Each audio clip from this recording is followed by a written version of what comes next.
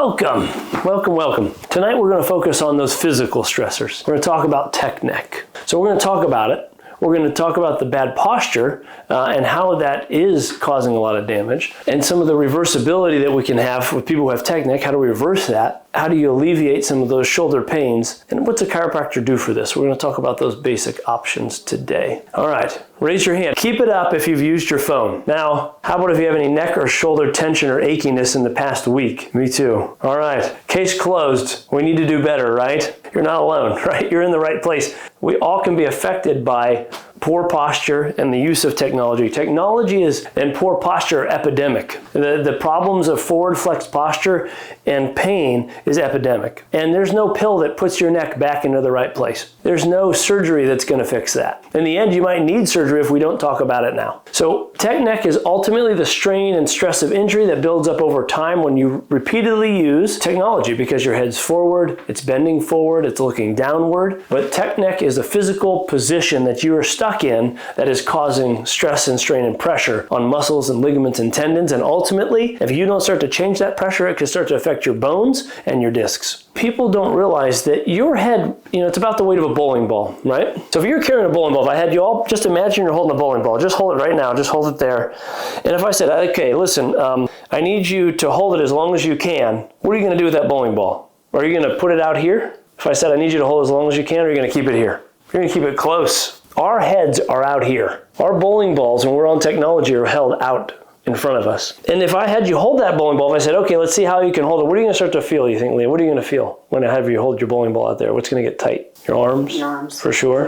And then, And then what about these shoulders? Shoulders. Even just holding that there. So your muscles are working overtime to try to hold that bowling ball from falling over. For every inch it's forward, it multiplies the weight of your head by 4. We're going to show you a little graphic about that. So if you look at angles, if your head is neutral, meaning that your ear is on top of your shoulder and that phone is in front of you, then the weight of your head, effectively, when it's on top of your shoulders and you have a nice curve in your neck, which a lot of you don't have nice curves in your neck, unfortunately, birth itself can deteriorate the position of your spine before you even know it. But if your neck has a good curve and your head's on top of it, you can absorb that bowling ball like a spring. There's no extra weight to your spine or your muscles are perfectly positioned. You were created to support that bowling ball without an extra effort because of the structural position of your head.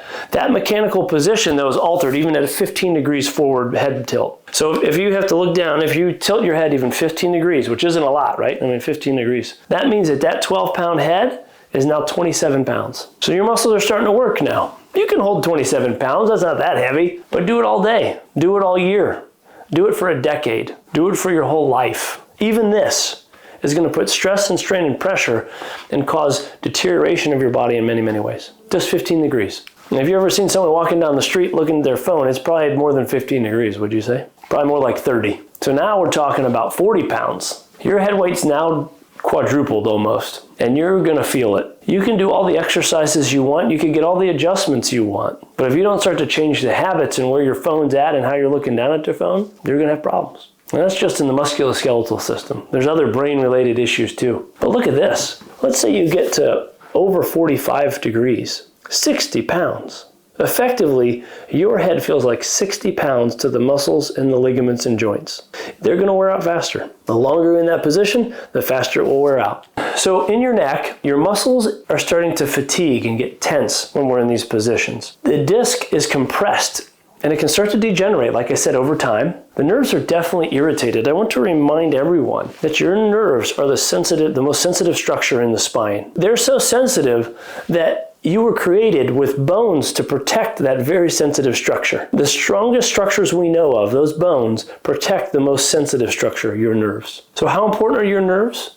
Well, your body's protecting them with a skull and a spine. Your heart's only protected with ribs. I think we've all known someone who's probably fractured a rib. They're nowhere near as strong as your spine. So your nerves are super sensitive, which means it only takes the weight of a dime to shut off up to 60% of the life force or nerve flow from your brain to different parts of your body. And that's only if a mild little pressure. If I put 60 pounds of pressure based on the way I'm looking down, and that continues over time, the signals, and this has been done in research, the speed at which my brain can send a signal to my index finger is slowed down the more forward my head is. That's just not my hand now we're talking. How many people know people as you age, they fall easier? they have more incoordination problems. It's because their posture was poor in the beginning, and they probably have a lot of metabolic diseases. And that's because our society is very good at feeding you things that will continue to make you more dependent upon drugs and things. When your head's in an abnormal posture, tech neck, your curvature, spinal curvature is altered. A spinal curvature becomes altered. That means that now the structural stability, like I said, that spring that absorbs shock, is altered.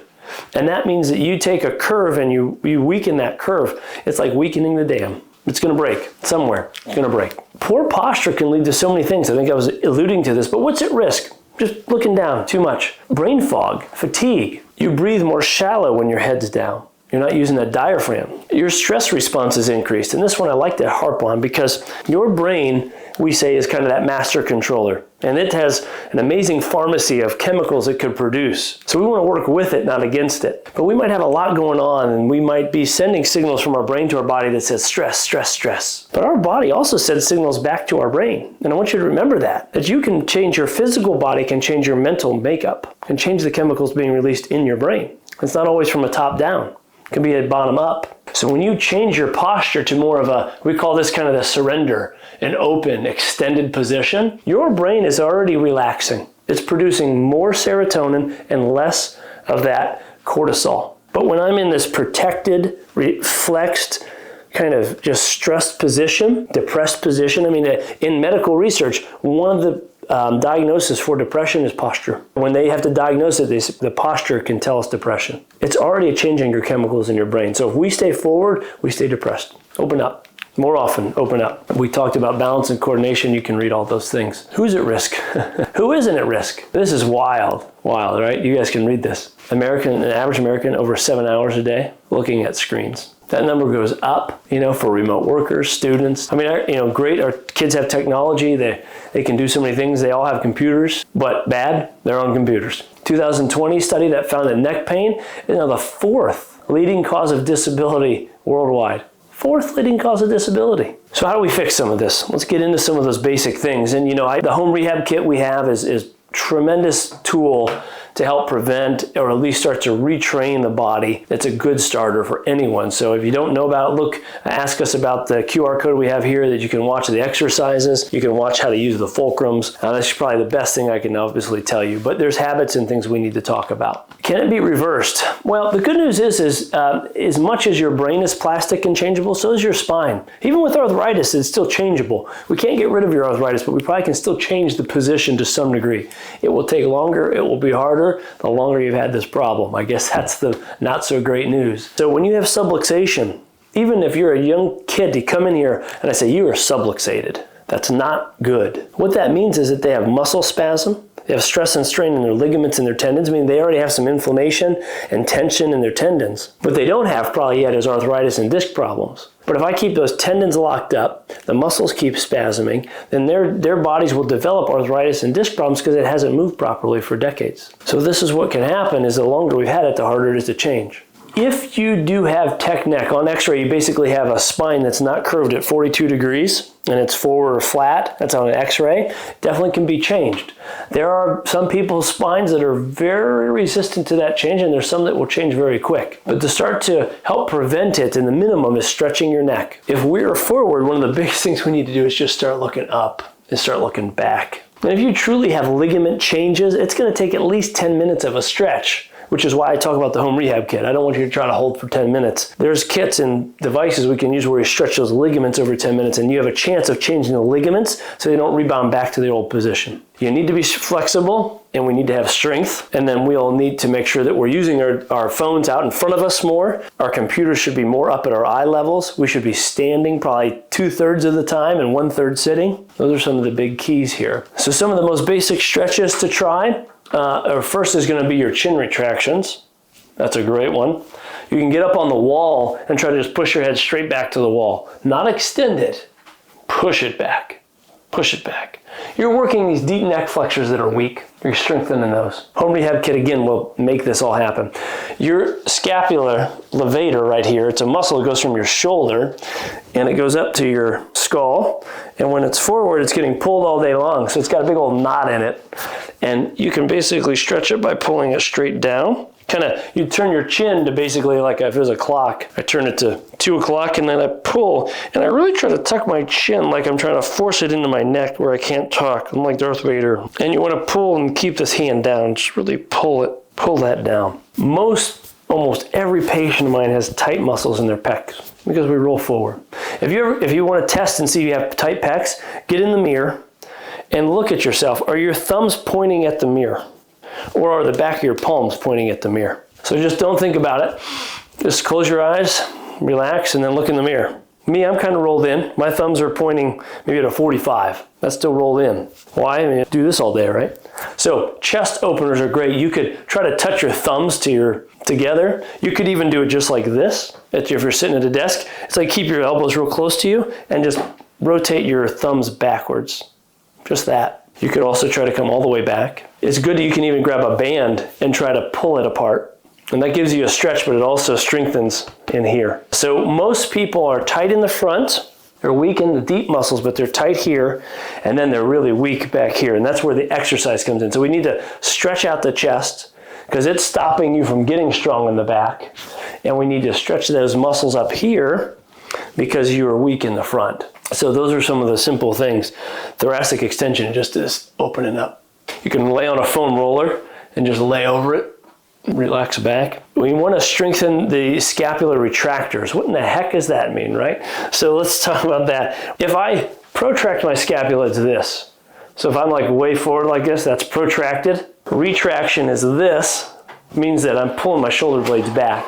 So if anyone lifts weights, if you're at the desk, one of the biggest things I can tell you to do, and I will go through this, is you're going to pinch your shoulders out like you're taking your shoulders to your ears, roll them back, and then pinch them down, but keep that penny pinched between your shoulder blades. Keep that pinch here and keep them down in their pockets as best you can. Just pinch that way. If you're doing exercises like in the weight room, you could be doing any exercise, but you want to keep these retracted and pulled down. Because ultimately most of us are retracted, they're protracted and up like this. So roll them up, back, down. You'll see if you ever look this up online, I would tell you this. It's called YWTLs. You get on a wall and you try to kind of put your arms straight up and against the wall flat.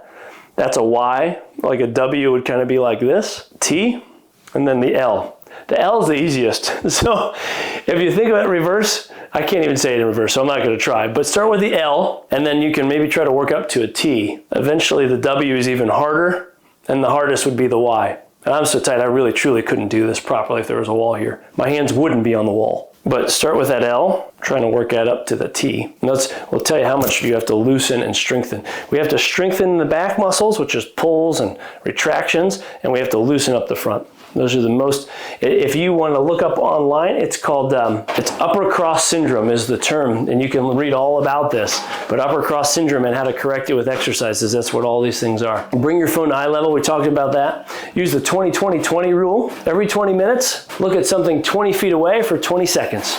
And I've known people who have been looking at their phones so long that they almost could get their eyes crossed, that they almost can't focus. It can get really scary. Every 20 minutes, you should just, hey Siri, set a timer for 20 minutes. And then when that goes off, you just look away. Look 20 feet away, focus for 20 seconds, and then we'll come back. Some simple exercises that help your brain is just near far, meaning you focus on your finger, far away, finger, far away, finger, far away. That actually helps your brain and your eyes reaccumulate to all this technology as well. When it comes to your workstation, huge things that can be done here, but again, eye level, eye level, eye level. Why? We don't want to look down. Keep that at 0 degrees. Your feet should be flat on the floor. Your hips should be level or parallel with the floor. You want to sit tall but not stiff. You don't want to be extended. You just want to remember, we always talk about being tall, okay? If I'm sitting there or standing, my ears should be able to shoulder over the hips. If you want to put a little something back here to remind you, we use these. Sometimes we tell people to sit on these when they're at work, and then you get tired of sitting on it, put it right behind you. That'll help give you that posture. So lots of stuff you can do here. Adjustments are the best way to reboot the bad programs that you've given your body. Your body starts to run programs that are going to deteriorate the function and health of you in the long term. But those programs are there to just keep you going. Chiropractic adjustments reboots the brain. It resets that program to a more natural and more normal flow, and proper function. If you don't change your habits, you don't start re-strengthening, then your spine is going to need an adjustment, after another adjustment, after another adjustment in shorter amounts of time. So if you ever feel like your adjustments just aren't staying and you don't feel as well as you think you should for that amount of time, is because the habits need to change. And these are some of the things for tech neck that need to change.